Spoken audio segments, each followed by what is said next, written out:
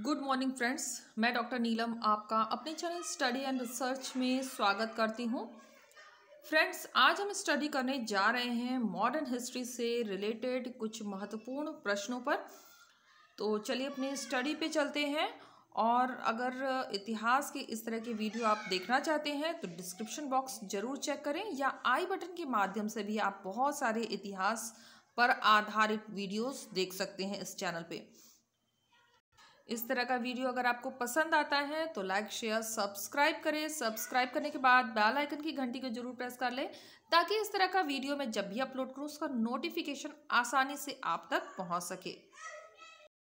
तो फ्रेंड्स, हम आ गए अपने क्वेश्चन पेपर पे और चलिए इसे सॉल्व करते हैं। पिछले वीडियो में हमने जो सॉल्व किया था उसका लास्ट क्वेश्चन हम यहाँ इंक्लूड कर रहे हैं।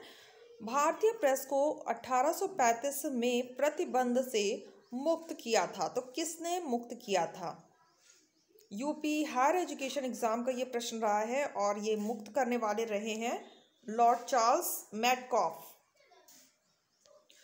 लॉर्ड वेलेस्ली द्वारा 1799 ईस्वी में पत्रों का प्रक्षेपण अधिनियम, जॉन एडम्स द्वारा 1823 में समाचार पत्र पर लगाए गए प्रतिबंधों के कारण राजा राम मोहन राय का मिरातुल अखबार बंद हो गया और 1830 में राजा राम मोहन राय द्वारकानाथ टैगोर के प्रयासों से बंगाली भाषा में बंगदूत का प्रकाशन आरंभ हुआ।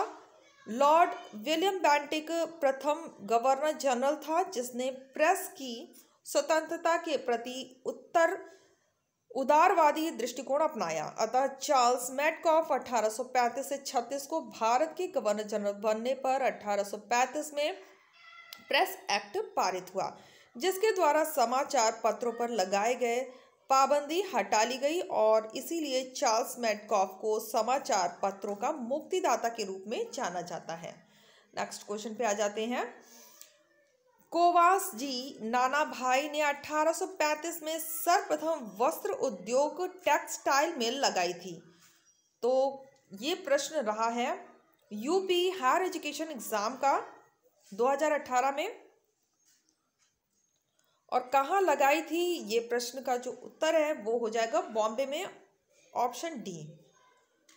इसका डिस्क्रिप्टिव पार्ट देख लेते हैं। ब्रिटिश औपनिवेशिक काल के तृतीय चरण में भारतीयों द्वारा कुछ भारतीय उद्योगों में पूंजी लगाई गई। भारतीय उद्योग में सूती वस्त्र पहला उद्योग था जिसने भारतीयों द्वारा पूंजी लगाई गई।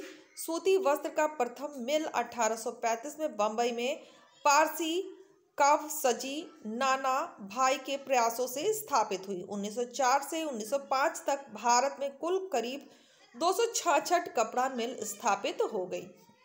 बंगाल के सिरसा नामक स्थान पर भारत की पहली जूट मिल की स्थापना 1855 में हुई। नेक्स्ट क्वेश्चन पे आ जाते हैं। निम्नलिखित में से किसने कहा था रैयतवाड़ी एक ऐसी प्रथा है जो भारत में हमेशा प्रचलित रहती है? तो ये किसके द्वारा कहा गया है? ये कहा गया है मुनरो के द्वारा।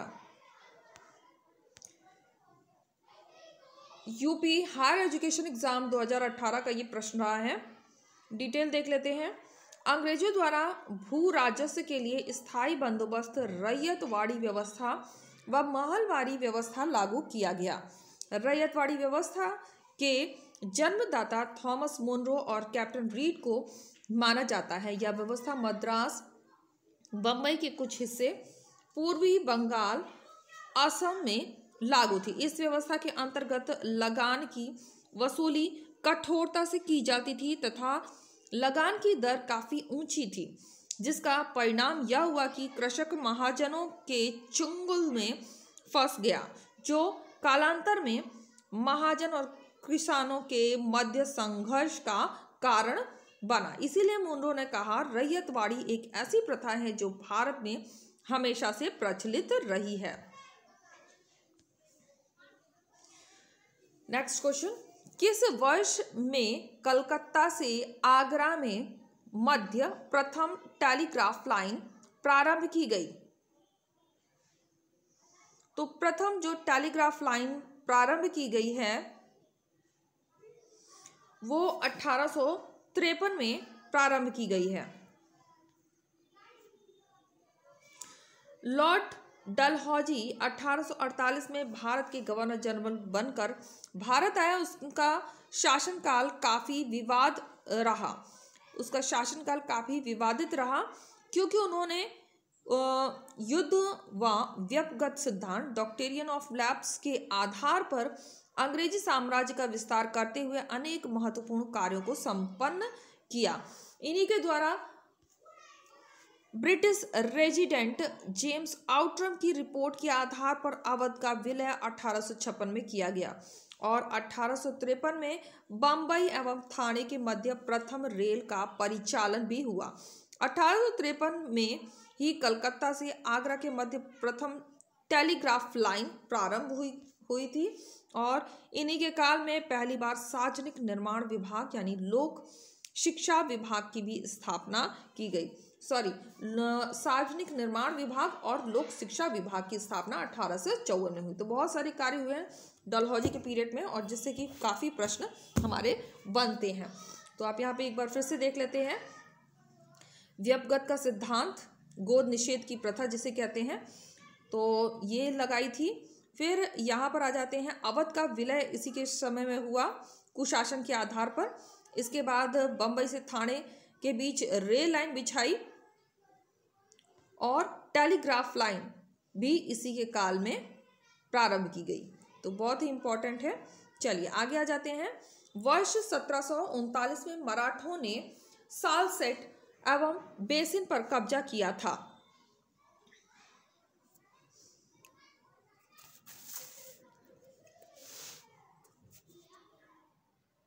तो इसका उत्तर हो जाएगा पुर्तगालियों से। ऑप्शन डी हमारा करेक्ट हो जाएगा। यूपी हायर एजुकेशन एग्जाम का ये प्रश्न रहा है। सालसेट भारत के पश्चिमी तट पर मुंबई के निकट स्थित एक द्वीप है। यह केन्या के मिंजुगो द्वीप, हांगकांग और माले द्वीप के बाद विश्व का 7वां सबसे घनी बस्ती वाला और 13वां सर्वाधिक संख्या वाला द्वीप बन गया है। 1737 में सालसेट पर मराठों द्वारा कब्जा कर लिया गया और उत्तरी पुर्तगाल प्रांत के अधिकांश भाग को भी 1739 में मराठों ने ले लिया।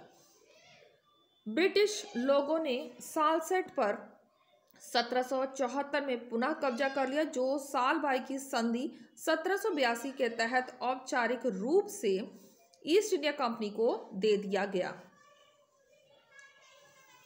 सूर्य अस्त कानून का क्या अभिप्राय है? ऑप्शन इसमें कंप्लीट नहीं दिख रहे हैं, मैं आपको कंप्लीट ऑप्शन दिखाती हूं। तो यहां पे आप रीड कर सकते हैं।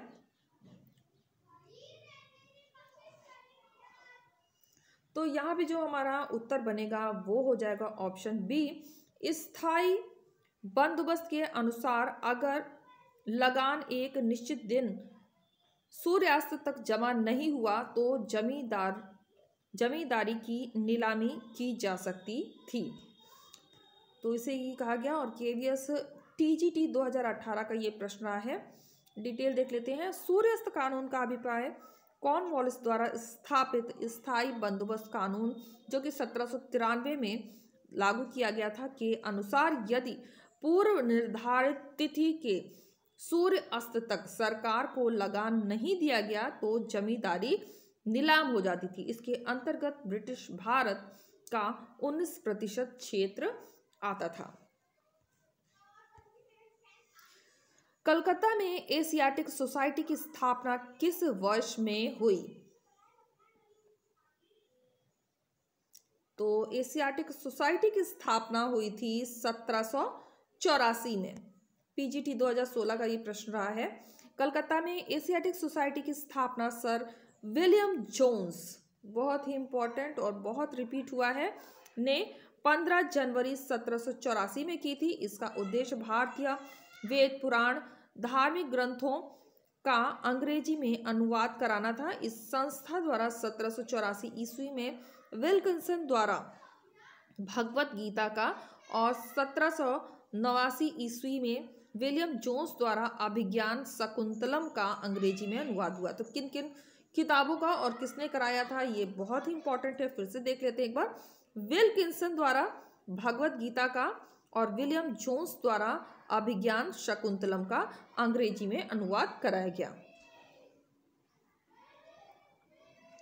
निम्नलिखित में से कौन बंगाल का प्रथम नवाब था?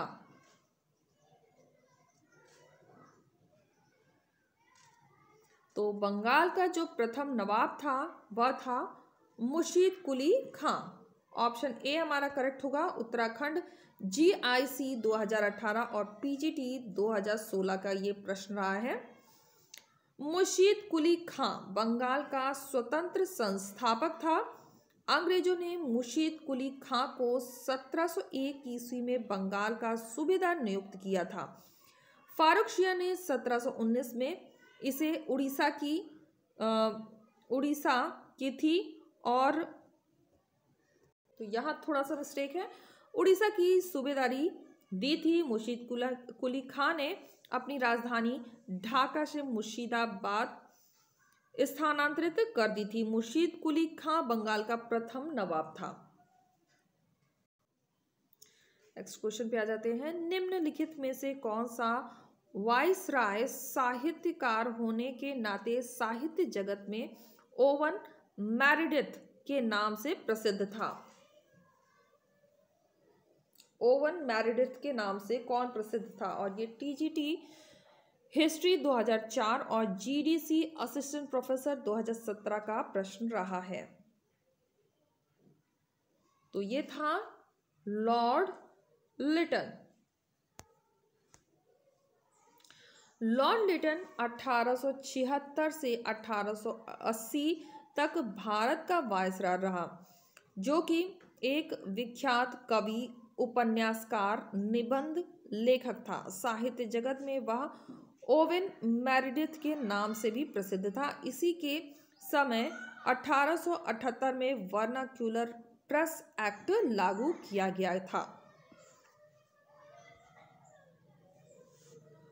लॉर्ड वेलेजली ने किसको अपने दूत के रूप में ईरान के शाह दरबार में भेजा था? तो इसका जो उत्तर बनेगा वो हो जाएगा ऑप्शन बी, मेहंदी अली खां को। GDC असिस्टेंट प्रोफेसर 2017 का ये प्रश्न रहा है।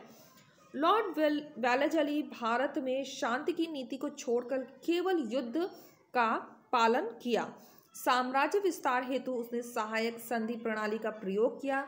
1799 में उसने मेहंदी अली खां नामक दूत के शाह के दरबार में भेजा। नवंबर 1800 ईस्वी में एक अन्य दूत जॉन मैल्कम बहुत से बहुमूल्य उपहार लेकर तेहरान भेजा गया। इसके परिणाम स्वरूप शाह से एक संधि हुई, जिसमें शाह ने फ्रांसीसियों को अपने देश में आने की अनुमति न देने का वचन किया। वास्तव में वेलेजली मैकियावेली की अनुयायी थी। निम्नलिखित में से किसने गांधी जी की गतिविधियों को राजनीतिक फिरौती कहकर पुकारा?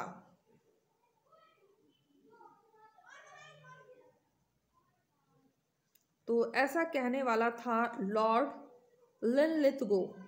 GDC असिस्टेंट प्रोफेसर 2017 का ये प्रश्न रहा है। लॉर्ड लिनलिथगो 1936 से 1943 ईस्वी तक भारत का वायसराय रहा। गांधी जी द्वितीय विश्व युद्ध व भारत छोड़ो आंदोलन से संबंधित गतिविधियों के संदर्भ में उनसे इस गतिविधि को राजनीतिक फिरौती कहा था। इसके समय में 1936 में पहले चुनाव कराए गए थे।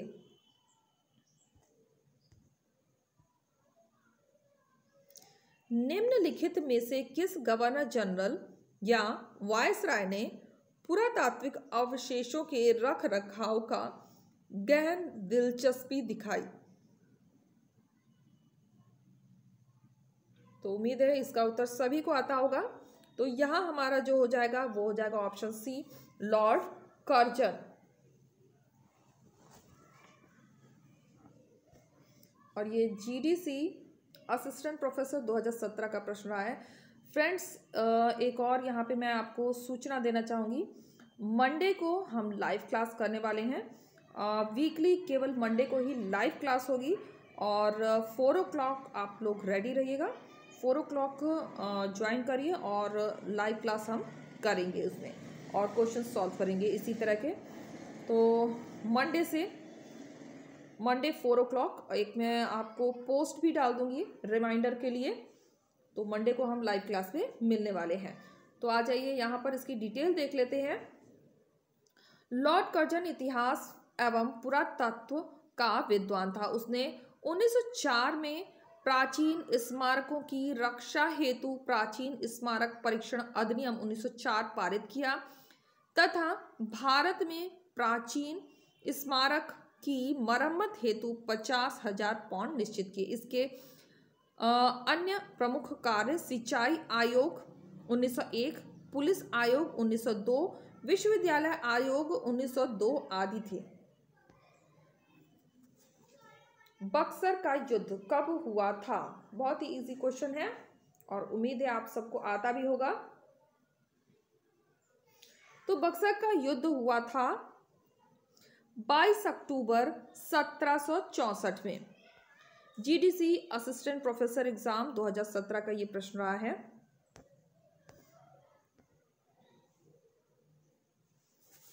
बक्सर के मैदान में 22 अक्टूबर 1764 को मीर कासिम, नवाज शुजाउद्दौला व बादशाह शाह आलम की संयुक्त सेना व अंग्रेजों की सेना आमने सामने आ गई।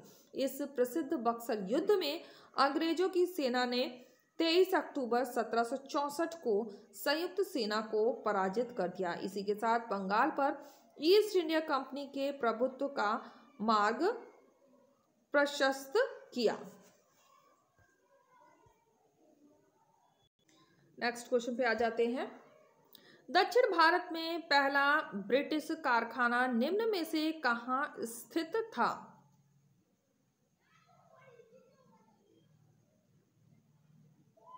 तो ये स्थित था मुसलीपट्टनम में। छत्तीसगढ़ असिस्टेंट प्रोफेसर 2014 का यह प्रश्न रहा है। भारत में अनेक आने वाले यूरोपीय कंपनी क्रमशः पुर्तगाली, डच, अंग्रेज, डेनिश, फ्रांसीसी थे। 1601 में अंग्रेजी कंपनी के जहाज से इंडोनेशिया के मसाला द्वीप पहुंचे। कैप्टन हॉकिंस के नेतृत्व में हेक्टर नामक प्रथम अंग्रेज जहाज 1608 में सूरत के बंदरगाह में स्थायी कारखाना खोला तथा दक्षिण भारत में प्रथम ब्रिटिश कारखाना मुसलीपट्टनम की स्थापना किया। मुसलीपट्टनम गोलकुंडा राज्य का मुख्य बंदरगाह था। लॉर्ड डलहौजी ने हड़प नीति यानी डॉक्ट्रिन ऑफ लैप्स के तहत इन सभी राज्यों को ब्रिटिश साम्राज्य में मिला लिया। अन्य राज्य थे जैतपुर, संबलपुर और बाघाट। यहाँ पे सूची दी गई है और इसे आपस में हमें एक बार देख लेते हैं क्या करना है। सूची 1 के रियासतों का मिलान सूची 2 में कीजिए। उन वर्षों से करें जहां उन व्यपगत सिद्धांत थोपा गया था, यानी कि जहां जिस वर्ष व्यपगत सिद्धांत आया था, इसका हमें मिलान करना है।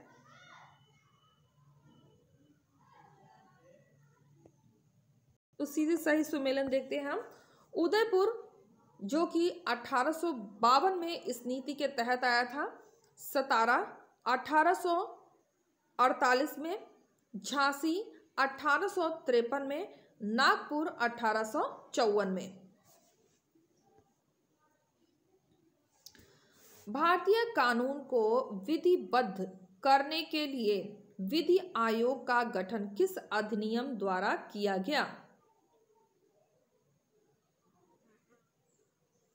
तो यह अधिनियम था 1833। का charter act. Chhattisgarh assistant professor 2014 का ये प्रश्न रहा है। भारतीय विधि आयोग ने ना तो एक संवैधानिक निकाय है और ना ही वैधानिक निकाय, यह भारत सरकार के आदेश से गठित एक कार्यकारी निकाय है। 1833 के चार्टर अधिनियम के तहत 1834 में लॉर्ड मैकाले की अध्यक्षता में प्रथम विधि आयोग गठित किया गया, जिसने दंड संहिता और दंड प्रक्रिया संहिता को संहिताबद्ध करने की सिफारिश की थी। स्वतंत्रता के बाद पहले विधि आयोग का गठन 1955 में हुआ था और इसके अध्यक्ष MC सीतलवाड़ थे। नेक्स्ट क्वेश्चन देखते हैं। किस वायसराय ने भारत में औपनिवेशिक आर्थिक संरचना का केंद्रीकरण किया? तो केंद्रीकरण हुआ है तो किस वायसराय ने भारत में औपनिवेशिक आर्थिक संरचना का केंद्रीकरण किया? तो ये केंद्रीकरण करने वाला था Lord Mayo. Chhattisgarh assistant professor 2014 का ये प्रश्न रहा है। इसके अलावा MP assistant professor 2017, Uttarakhand GIC 2018 का प्रश्न रहा है। लॉर्ड मेयो भारत के चौथे वायसराय थे। इन्होंने भारत में औपनिवेशिक आर्थिक संरचना के केंद्रीकरण की नीति और विदेश नीति में हस्तक्षेप न करने की नीति अपनाई। भारत की प्रथम जनगणना, नियमित जनगणना लॉर्ड रिपन के काल में इन्हीं के काल में हुई। 1872 ईस्वी में उसने कृषि विभाग की स्थापना की। उनकी हत्या शेर खान नामक अफगान द्वारा की गई। निम्नलिखित में से कौन सा युग्म मुद्राएं जारीकर्ता सुमेलित नहीं है? तो जो सुमेलित नहीं है वो हो जाएगा ऑप्शन बी, विनय शोपक चहमान वंश। Rajasthan public service commission lecturer 2016 का ये प्रश्न रहा है। आइए यहाँ पर हम मुद्राएं देख लेते हैं। एक तरफ मुद्राएं दी गई हैं, दूसरी तरफ जारी कर्ता दिए गए हैं। तो झाड़ शाही जयपुर राज्य, विजय शाही बीकानेरी राज्य, ढब्बू शाही मेवाड़ राज्य, रावशाही अलवर, कट्टर झाड़ शाही करौली राज्य, डोडिया जैसलमेर राज्य, कटार शाही बूंदी, तमंचा शाही धौलपुर। नेक्स्ट क्वेश्चन देखते हैं।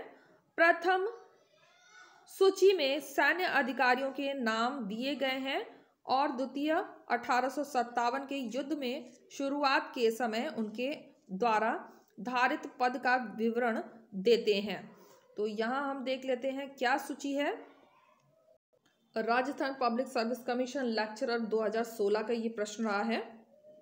सीधे सही उत्तर पर आ जाते हैं। कर्नल मिशले बहरामपुर में स्थित 19वीं नेटिव इन्फेंट्री के commander officer.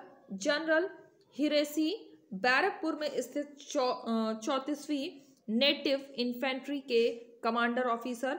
General Hewitt Meerut के कमांडर ऑफिसर। और हीरोज व्हीलर विद्रोह के समय कानपुर में कमांडर ऑफिसर थे। नेक्स्ट क्वेश्चन देखते हैं। डलहौजी के काल में विलय की गई देसी रियासतों के विलय को काल क्रम में सही क्रम में हमें व्यवस्थित करना है। तो कौन सा क्रम हमारा यहाँ पे ठीक होगा?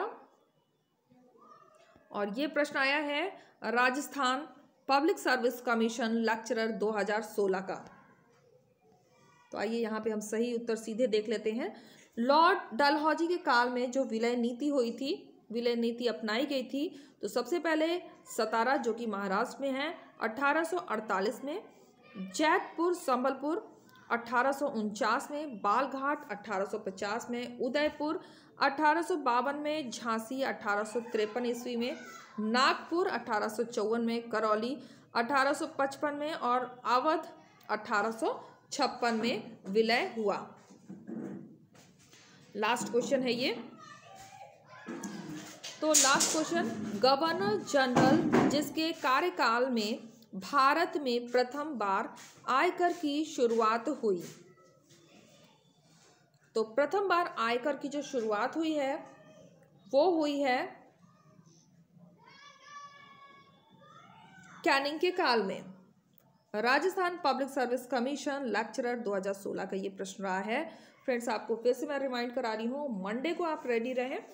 मंडे को हम लाइव क्लास करने वाले हैं और उसकी जो टाइमिंग रहेगी वो 4 o'clock रहेगी।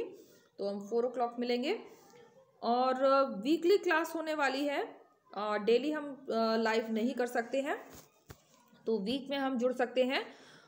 तो यहाँ पर आ जाते हैं इसकी डिटेल पर। भारत में प्रथम बार आयकर की शुरुआत गवर्नर जनरल लॉर्ड कैनिंग के काल में हुई।